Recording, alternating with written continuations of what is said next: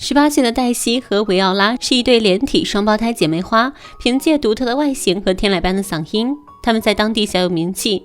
人们常常对她们是否连体充满好奇，所以常常有人伸出咸猪手摸她们连体的部分，甚至认为这样能给自己带来好运。而他们的父母却拿她们当作赚钱的工具，经常带她们去婚礼和教堂参加各种各样的演出，但却从来都没有想过给姐妹俩做分离手术，甚至神父邀请姐妹俩在周日当圣徒们的吉祥物，并为全球儿童献唱所有孩子都生来平等的歌。在一次演出时，姐妹俩认识了著名的音乐经纪人马克，马克很欣赏他们的才华，便提出要做他们的经纪人，想要包装他们做歌星。姐妹俩考虑到自身条件，还是委婉拒绝了他，在收下马克的名片后就离开了。只是黛西对这个高富帅产生了好感，她背下了马克的手机号，以备不时之需。也是从那时开始，黛西第一次动了想和妹妹分开的念头。她想以一个正常人的身份去追求幸福，更何况他们现在的状况干什么都不方便，一个人上厕所，另一个人要陪着蹲，摔倒后也是要好久才能够重新站起来。但也正是如此，姐妹俩才能真正的做到相互取暖。可父亲只是拿他们当作摇钱树，就连他们演唱的曲目他都要管，不能唱自己喜欢的，必须唱不离不弃，唱这种伟大且悲伤的歌来博人眼球。在一次聚会上，姐妹俩认识了一个瑞士的外科医生。经过简单的检查后，医生发现他俩并没有共同器官的相连，是可以做分离手术的，而且医生还提出要免费为他们做检查。黛西听完后仿佛看到了希望，更加迫切地想要去追寻自由。这本来是件好事，但父亲得知后有些慌乱。为了赚钱，他并不愿意让姐妹俩分开，因为这事一家人也闹得不愉快。黛西便以罢演示威，还撺掇维奥拉和他一起罢演。父亲的利益受到威胁后，只好同意让他俩去做检查。结果很明显，原本在出生时就可以分离的他们，竟然拖到了现在。除了当地解决不了的技术外，他们还需要克服18年来的共生。善良的医生提出要免费为姐妹俩做分离手术，黛西听后非常的激动，抓起医生的手摇了起来。手术虽然可以免费，但是去瑞士的路费还得支付2万欧元。父母的意见很明确，不行，没钱。黛西对父亲的这种视他们如动物一样被利用的思想深表绝望。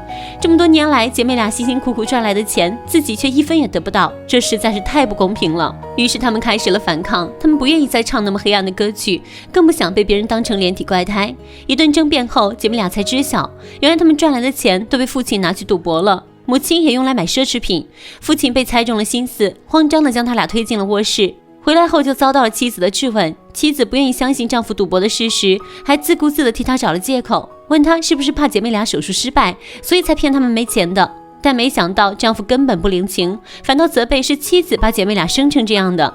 妻子试探地拿起丈夫的钱包，没想到里面真的是空空如也，信任在那一瞬间崩塌了。黛西告诉维奥拉，自己非常渴望独立的生活，可以尽情地喝酒聊天，和喜欢的男人谈恋爱。她希望彼此间都能够拥有独立的人生。只是在平日里，维奥拉无论在生活上还是思想上都十分的依赖黛西，她对分开以后的生活感到恐惧。黛西安慰妹妹说，即使手术成功了，自己也永远不离开妹妹。第二天，母亲像往常一样去叫姐妹俩起床，但没想到姐妹俩都不见了。原来她俩骑着摩托寻找帮助了。姐妹俩的离开彻底激化了夫妻俩的矛盾，这个家庭也因此面临解散。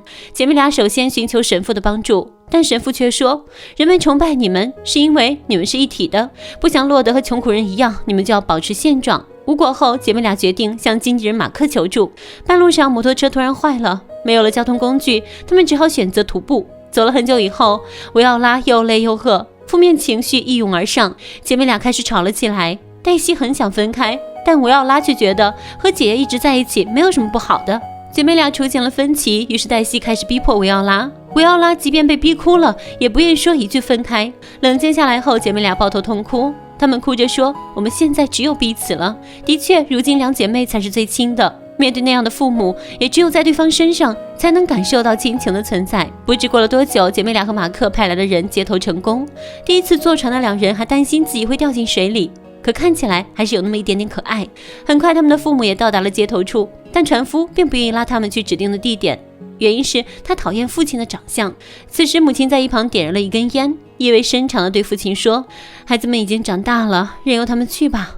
没想到父亲执迷不悟，他觉得姐妹俩是残疾人，就应该老老实实地待在家里。为此夫妻俩又吵了一架，最后母亲一个人徒步离开了，只留下父亲一个人站在原地，大声地辱骂着他。不一会儿，马克在自己的豪华游轮上等来了姐妹俩，还贴心的帮她们脱下鞋袜。在得知姐妹俩急需用钱后，更是表现出一副愿意效劳的样子。2万欧元对他来说不算什么，但没想到经纪人却是一个十足的练残癖，喜欢玩多人运动。他真正的目的是想玩一场一箭双雕的游戏，于是他开始故意给黛西灌酒，一杯接着一杯。很快黛西就上钩了，二人开始疯狂接吻。亲着亲着，马克将手伸进了维奥拉那边，看样子像是在邀请维奥拉加入一样。妹妹不堪忍受，推开了马克的手，并找个借口支走了马克，然后一巴掌扇醒了黛西。黛西顿时醒悟，马克就是个十足的渣男。姐妹俩拿着钱跳入海中逃跑，但因为连体游泳实在是不方便，没有一会儿就体力透支了。大量的现金漂浮在海面上，这成功引起了人们的注意。虽然姐妹俩得救了，但回家后的黛西却心如死灰，对父亲安排的一切言听计从，盛装出席各种表演活动。为了配合神父举行的祷告仪式，姐妹俩被迫割破了手心。神父把姐妹俩的死里逃生包装成了神的庇佑。神父宣称，只要触摸姐妹俩的身体就能带来好运。